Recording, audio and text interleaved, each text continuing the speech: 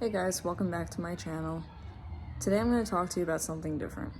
So far I've talked to you about the phases of CML, my story, and TFR. Today I'm going to talk to you a little bit about what I like to do. So as you can see, I'm sitting inside of an ambulance.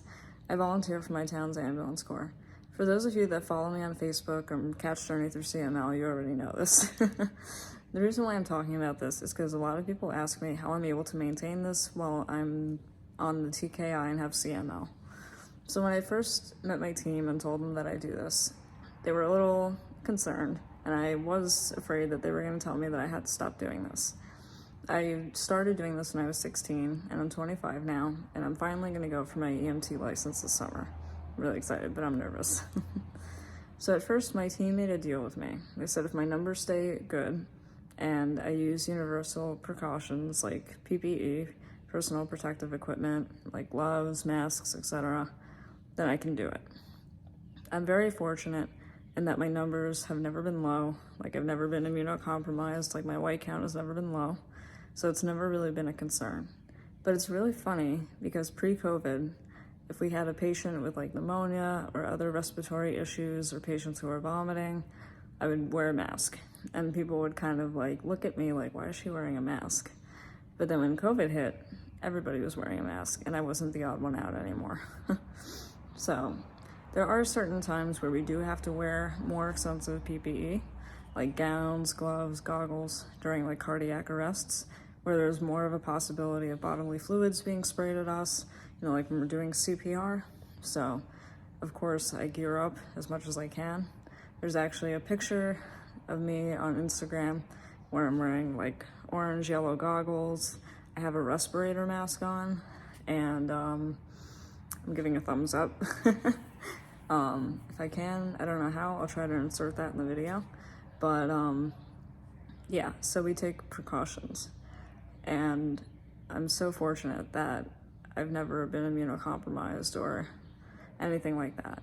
Of course, people do argue and they're like, well, you still are immunocompromised because you're on the medication. Yes, this can be argued, and it is hypothetically true, or it is true, but I've never had an issue. There are times where I am a little hesitant to go towards patients and, you know, check them out, but it's part of the job. And people ask me too, do I share my story with patients? There are certain times where if I feel like a patient needs to feel like they're understood and my story actually is applicable, then I will share. Like today, I had a patient who was on painkillers, and he felt like people just disregarded that and looked at him like he was an addict. I said to him, I'm like, you know what? I have a condition where I'm chronically in pain, and I understand what it's like to be in pain all the time. And I said, when you need those medications, it's not the same as somebody else who's just taking them to get high. You know your story. You know what you need them for. Trust me. I get it. Sometimes people look at that, they look at your history, and they make faulty assumptions. And I honestly said to him, we make that mistake, and we shouldn't. And I'm sorry. And I said that to him. I said, I'm sorry that we as a profession jumped to that conclusion. And I'm sorry. And he honestly looked at me and he smiled, you know? And I get it. You know, people are in pain. I had a patient one time who said, nobody understands what I'm going through. She was a cancer patient, had trouble with eating, and I said to her, I actually understand. I have trouble eating, I have cancer, I get it.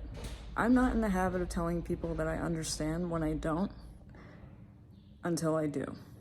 If I truly understand what the person's going through, you know, to a certain extent, because obviously I'm never gonna fully understand what somebody else is going through unless I'm in their shoes, then I will tell them that I understand to some extent. If I don't understand, then I'll tell the person. I'm not going to tell you I understand when I don't, but I do empathize. And that's what I do. But I love doing this, and I can't wait to become an EMT and help people even more. So that's what I wanted to share with you guys today, and I'll come up with more ideas. I do have 2 videos that I did 2 years ago. They were live Q&As. I'm going to pull some questions from those videos and do a YouTube video with that.